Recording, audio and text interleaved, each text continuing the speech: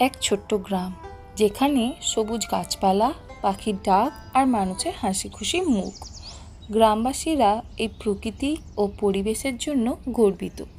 কিন্তু একদিন গ্রামে এক ধনী ব্যবসায়ী এলেন। তার নাম ছিল মিস্টার শর্মা। তিনি একটি বড় ফ্যাক্টরি বানানোর জন্য জমি কিনলেন। মিস্টার শর্মা গ্রামের এক অংশে বড় ফ্যাক্টরি বানানোর পরিকল্পনা করলেন। ফ্যাক্টরি বানানোর জন্য অনেক জমির প্রয়োজন ছিল। জমি পরিষ্কার করতে প্রচুর গাছ কাটার প্রয়োজন ছিল। গ্রামবাসীরা আপত্তি জানালে মিস্টার শর্মা তাদের বলেন, ফ্যাক্টরি হলে তোমাদের সবাইকে কাজের সুযোগ করে দেয়া হবে। গাছের চেয়ে কাজ কিন্তু বেশি জরুরি।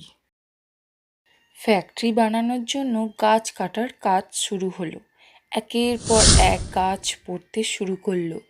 গাছ কাটা শেষ হলে ফ্যাক্টরি তৈরি হলো এবং কাজ শুরু হলো। প্রথমে গ্রামবাসীরা খুশি হলো, কারণ তারা কাজ পাবে। কিছুদিন পরেই সমস্যা শুরু হলো। গ্রীষ্মকালে গ্রামের তাপমাত্রা অনেক বেড়ে গেল। বাতাস গরম ও শুষ্ক হয়ে উঠল। বৃষ্টিপাতও কমে গেল। গ্রামের পাশে নদীও শুকিয়ে যেতে শুরু করলো। গাছ না থাকায় অনেক বন্য প্রাণী মারা যেতে শুরু করলো। অনেক পরিযায়ী পাখি উড়ে অন্য কোথাও চলে গেল। গ্রামে রোগ ব্যাধি ছড়াতে শুরু করলো। গাছের অভাবে বাতাস ধুলোবালি বেড়ে গেল। শিশু এবং বৃদ্ধরা বেশি অসুস্থ হতে লাগলো। গ্রামবাসীরা বুঝতে পারল যে গাছ না থাকলে পরিবেশ কতটা বিপদগ্রস্ত হতে পারে। গ্রামবাসীরা মিস্টার শর্মার কাছে গিয়ে বললেন, আমরা ভুল করেছি।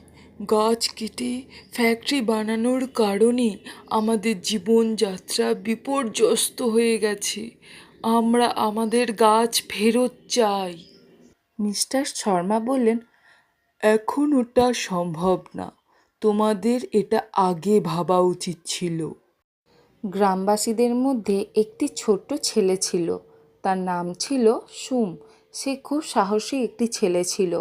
সেও গ্রামবাসীদের সাথে সেখানে ছিল। গ্রামবাসী যখন মন খারাপ করে যে যার ঘরে ফিরে আসছিল, তখন সুম সব গ্রামবাসীদের এক জায়গায় করে তাদের মনোবল ফিরিয়ে আনার চেষ্টা করছিল। সে গ্রামবাসীদের বলে, আমরা আবার গাছ লাগানো শুরু করব। সুম গ্রামবাসীদের সঙ্গে নিয়ে আবার গাছ লাগানো শুরু করলো। ওদিকে মিস্টার শর্মাও গাছ কাটার ফল বুঝতে পারে। তার পরিবারেরও একই অবস্থা গ্রামবাসীদের মতোই। মিস্টার শর্মা তখন বুঝতে পারে যে সে ভুল করেছে। তখন তিনিও সপরিবারে সুম এবং গ্রামবাসীদের সাথে মিলে গাছ লাগানো শুরু করেন। গাছ কাটার ফলে পরিবেশের ওপর যে বিপদ আসে তা এই গল্পের মাধ্যমে বোঝানো হয়েছে। গাছ আমাদের পরিবেশের গুরুত্বপূর্ণ অংশ, যা আমাদের জীবনযাত্রার মান উন্নত করে এবং রক্ষা করে।